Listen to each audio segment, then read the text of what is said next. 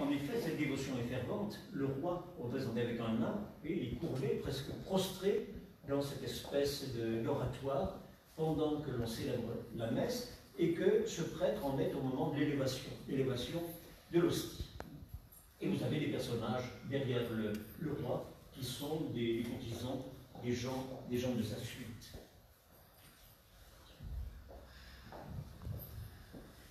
Alors là, nous avons encore une évocation des habitudes pieuses de Louis IX. Probablement est-il plus âgé ici. Et la scène se passe peut-être à Royaumont, peut-être à Maubuisson, peut-être à Pontoise, peut-être à Beaumont, que sais-je. Si fine le 10e chapitre et commence l'11e chapitre qui est de ses œuvres de pitié. De ses œuvres de pitié. Et vous voyez qu'il donne à manger à un certain nombre de personnages qui sont des pauvres. On pourrait les décrire leur pauvreté d'après leur habillement et d'après leur posture. C'est lui qui les sait.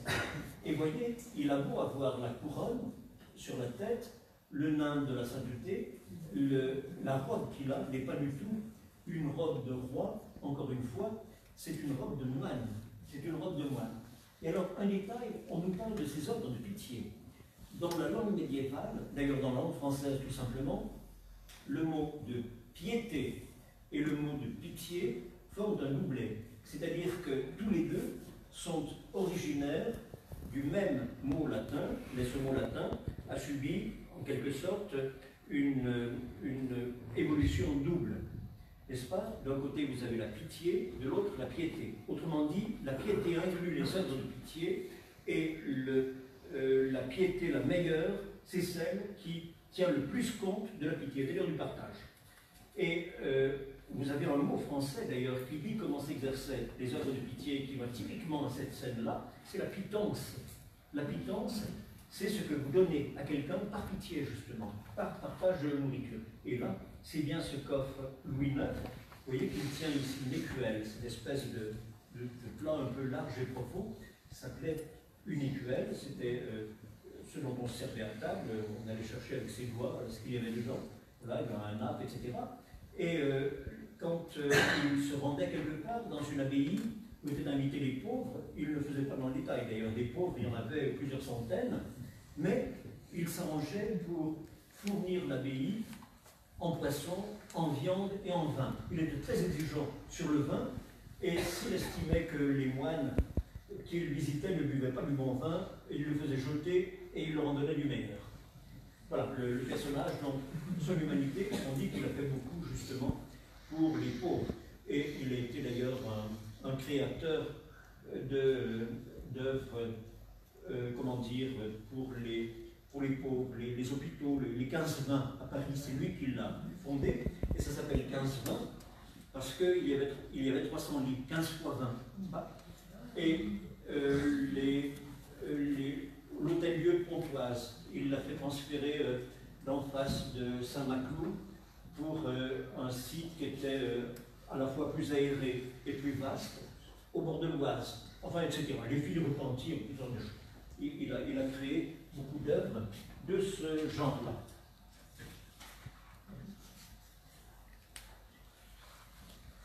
Voilà. Alors là, je pense que vous aurez reconnu, n'est-ce pas, Royaumont, pour ne pas le nommer, comme on dit, n'est-ce pas? Alors, elle demande, cette abbaye, un commentaire. Pour commencer, la fondation de Royaumont, n'est-ce pas, commence aux années 1228. C'est le premier, j'avais dit que c'est des choses qu'on savait, mais il est bon de préciser. Il est bon de préciser qu'à ce moment-là, le roi Louis IX a 14 ans. Et nous sommes 2 ans après la mort de son père, 1226. Et alors il se pose au moins 2 problèmes. Le premier, pourquoi on fait une abbaye cistercienne qui est si importante? Et le deuxième, pourquoi c'est une abbaye cistercienne? Alors, je vais peut-être commenter un peu plus longuement. Dans le testament de Louis VIII, il y avait le vœu de fondation d'une abbaye qui serait une abbaye royale. Une abbaye royale où non seulement la famille pourrait être hébergée, participer à des offices, mais aussi une abbaye qui servirait à la famille royale de nécropole. Et d'ailleurs, il y a eu des enfants décédés prématurément de Louis IX et de son épouse qui ont été enterrés là, à Royan. Mais pourquoi une abbaye cistercienne alors qu'on a vu que Louis IX, par exemple, a été éduqué par un frère franciscain? Pourquoi pas une abbaye franciscaine?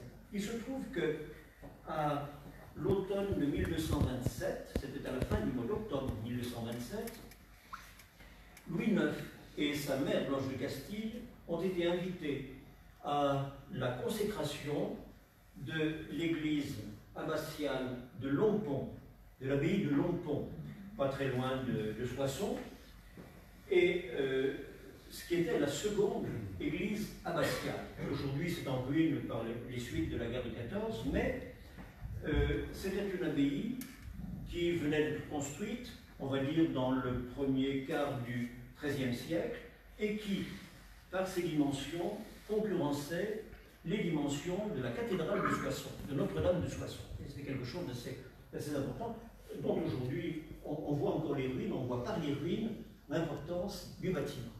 Et cette abbaye-là, c'était une abbaye de Bernardins. Alors là aussi, il faut un mot d'explication. Les Bernardins, c'était des moines de l'ordre de Saint-Bernard. On dit Saint-Bernard parce que Bernard de Clairvaux a été celui qui a réformé l'ordre en question, mais l'ordre avait été fondé par un de ses prédécesseurs immédiats, c'est pour ainsi dire un peu plus âgé que lui, qui s'appelait Robert de Molène. Mais on dit les Bernardins parce que c'est Saint-Bernard de Clairvaux, Bernard de Clairvaux, qui a fait l'essentiel pour la réforme de l'ordre. À l'époque, l'ordre le plus important du point de vue de la, du point de vue de la politique, du point de vue de la religion, du point de vue de la richesse, du pouvoir, tout ce qu'on voudra, c'était l'ordre bénédictin en France. Et l'ordre bénédictin était représenté avant tout par Cluny, n'est-ce pas, la branche clunisienne. Et Cluny, voilà, c'est en Bourgogne.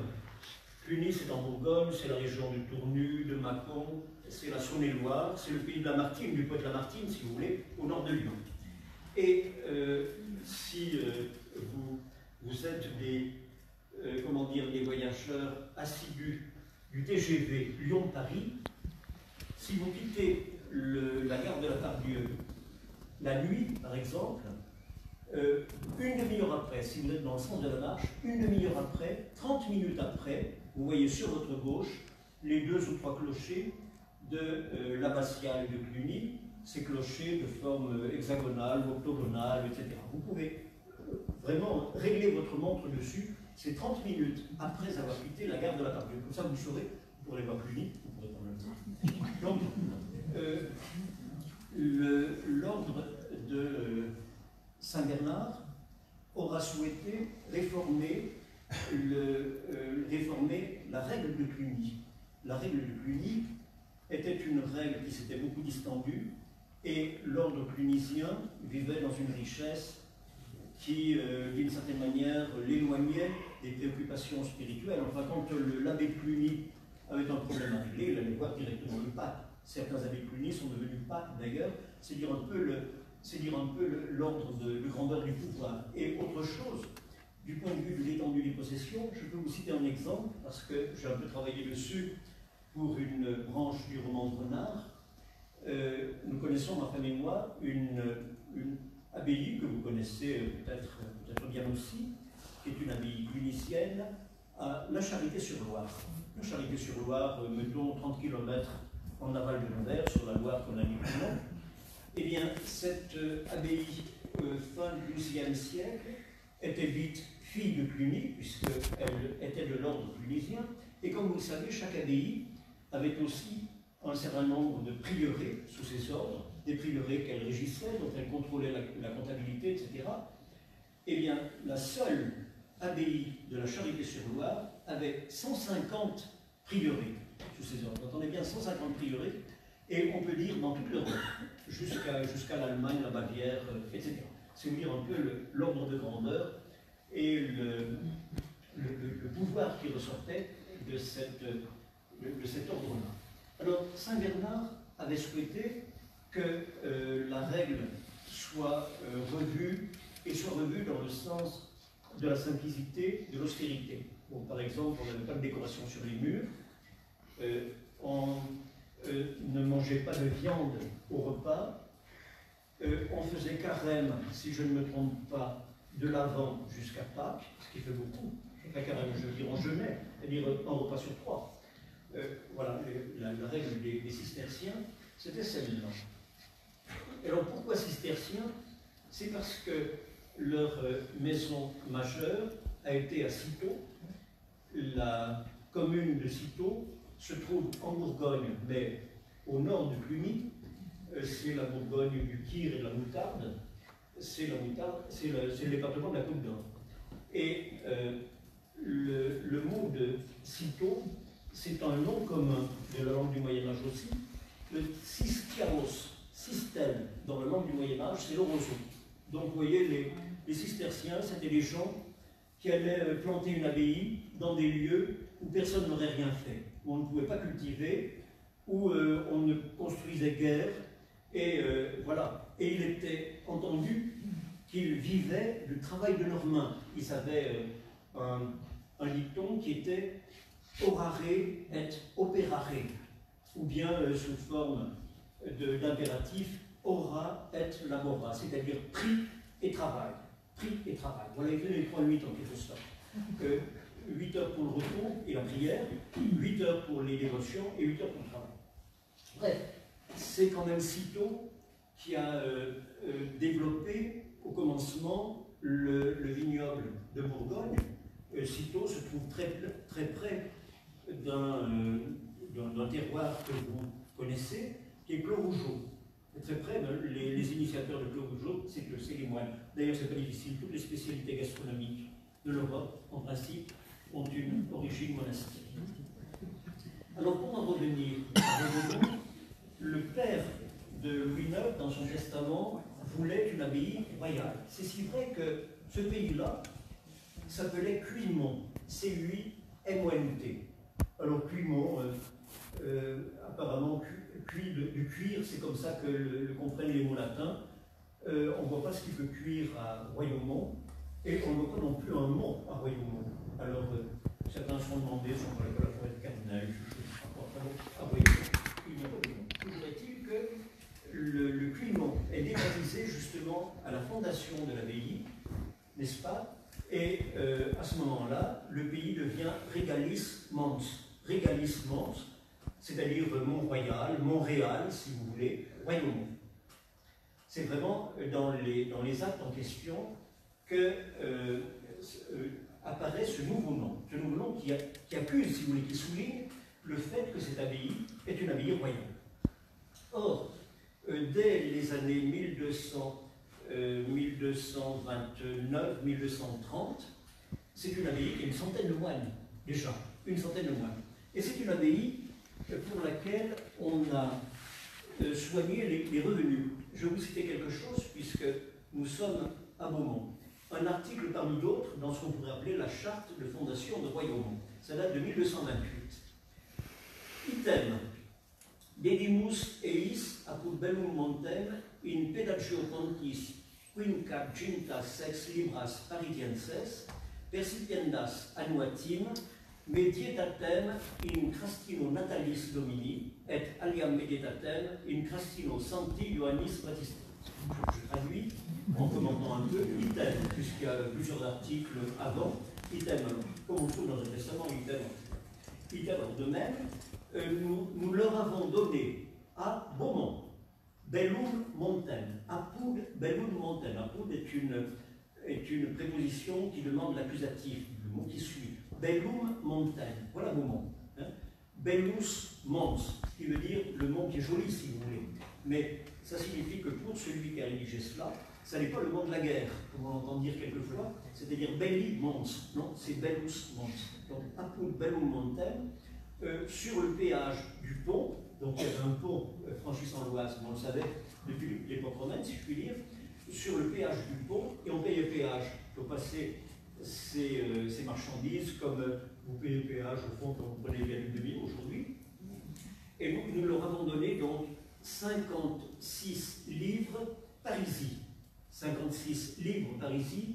La livre parisis, c'est une monnaie d'argent d'ailleurs, de l'île de France, Parisis, parce qu'à l'époque, il existe aussi la livre tournois, qui est la livre de la ville de Tours. Ah, livre tournois. Persipiernas, que l'on peut percevoir annuellement, une moitié, in crastino, le lendemain. Crastino, vous savez bien ce que c'est que la procrastination, c'est le fait, la manie de reporter au lendemain. Donc, le lendemain de Noël, de Natalis, de la Nativité du Seigneur, et l'autre moitié le lendemain de la Saint-Jean-Baptiste, donc 6 mois après, à la fin du mois de juin.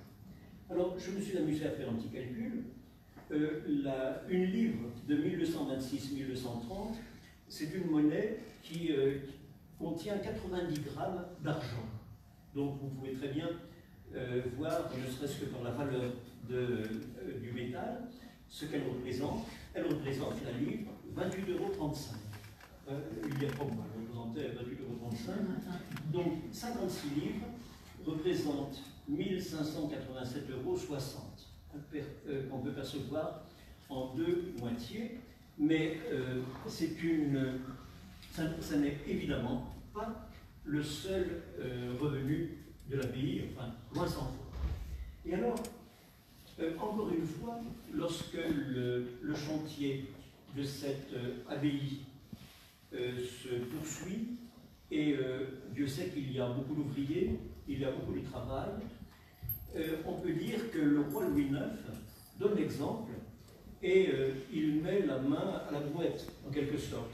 Là, je peux vous lire un fragment d'une histoire de Saint-Louis qui a été faite non pas par Guillaume de Saint-Patu, mais par un Guillaume de Langis, c'est-à-dire un moine aussi, qui était le confesseur de l'épouse de Louis IX, c'est-à-dire Marie de Provence, n'est-ce pas, au milieu du XIIIe siècle. Ce Guillaume de Langis, c'est une petite ville qui se trouve entre Melun et Provins, n'est-ce pas, dans la Seine-et-Marne.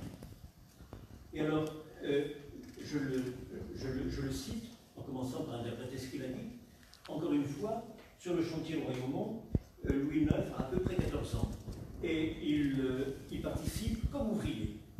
Et il y fait participer, parce qu'après tout il est généreux, il y fait participer ses jeunes frères. On ne nous a pas dit quelle était leur vie à eux. Enfin, pour apercevoir dans le texte, il y a Alphonse, comte de Poitiers, Robert, comte d'Artois, et Charles, comte d'Anjou. Vous voyez que ça n'est pas très confortable, n'est-ce pas, d'avoir affaire à un frère aîné. C'est la première chose. Mais la deuxième, ça n'est pas très confortable d'avoir comme frère un futur saint. Voilà ce que dit Guillaume de Langis. Je le lis dans le texte, puis si vous en commentez, on fera. Encore, comme l'amphithéâtre en l'abbaye de Royaumont, le Benouet de Souès, qui demeurait en son manoir d'Anières, surtout la Reine Blanche, qui est assez près de la dite abbaye, venait souvent à cette abbaye, ouvrir la messe et l'autre service, et pour visiter le lieu.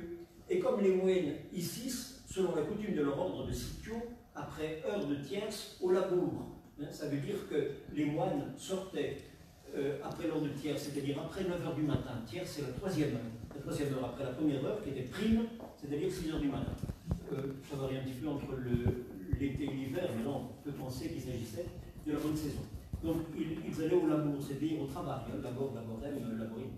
Ils allaient au travail et apportaient les pierres et le mortier au lieu où l'on faisait les dimures. L'Ibenouesque prenait la civière. Alors, la civière, c'est ce que nous appelons une civière, c'est-à-dire un plateau qui a deux mancherons de chaque côté. Si vous voulez, c'est une bête sans roue. Enfin, et à la place de la roue, a aussi deux mancherons. Prenez la civière et la portée chargée de pierres et allouée devant, et au moins une portée derrière. Voilà le genre de couple des porteurs. Et ainsi, en ce temps, les Benoît-Rouet faisaient porter la civière par ses frères, Monseigneur Robert, Monseigneur Alphonse et Monseigneur Charles, et avoué avec chacun d'eux un des moines de subir à porter la civière d'une part, qui est d'un côté. Et ce même faisait faire les saints roués par autres chevaliers de sa compagnie. Même chevalier de la compagnie, ça n'était pas très facile d'avoir un chef, si je puis dire, qui était un futur saint. Et pour ce que ses frères voulaient aucune fois parler, et crier, et jouer, les Benoît Rouet leur disaient: les moines tiennent hors droit silence, c'est-à-dire les moines à présent font le silence. et aussi le devons-nous tenir. Donc taisez-vous, vous devez travailler en silence. Bon. Et comme les frères du Benouéroué, c'est-à-dire du bienheureux roi, comme les frères du Benouéroué cherchaient à moutre leur civière, chargeaient beaucoup leur voix, dirons-nous, leur civière, et se reposaient en Milavoué, un souhait qu'ils venissent au mur, ils voulaient se reposer à mi-chemin avant d'arriver au mur à construire, ils leur disent oui, les moines ne se reposent pas, vous ne vous devez pas reposer. Les moines ne se reposent pas, vous-même vous reposerez plus tard. Donc le régime à la fondation de Royaumont et à la construction a été un régime dur que s'est imposé Louis IX, mais qu'il a aussi imposé à ses frères. Décidément, il voulait que la sainteté devienne contagieuse. Pas bon.